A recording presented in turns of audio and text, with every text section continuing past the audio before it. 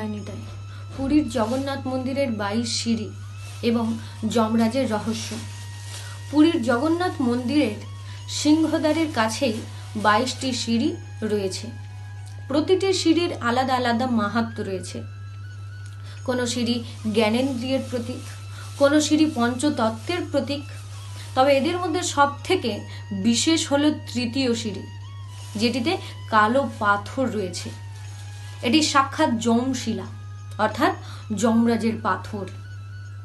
কলিযুগের শুরুতে যখন যমরাজ দেখলেন যে শ্রী জগন্নাথ দেবকে দর্শন করে সকলে মুক্ত হয়ে যাচ্ছেন, তাদের কর্ম যেমনই হোক না কেন, তখন যমরাজ পুরীতে গিয়ে মা লক্ষ্মী এবং জগন্নাথ দেবকে তার চিন্তার কথা জানান।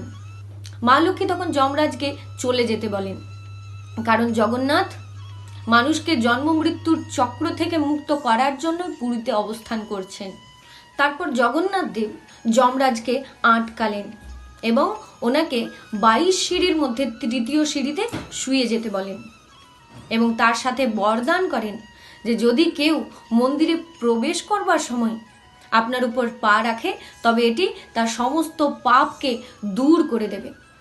তবে যদি কেউ বাইরে যাবার সময় আপনার ওপর পা রাখে তবে তার থেকে আমার এবং মন্দিরের দর্শনের পুণ্য ছিনিয়ে নিতে পারবেন। জয় নিতাই।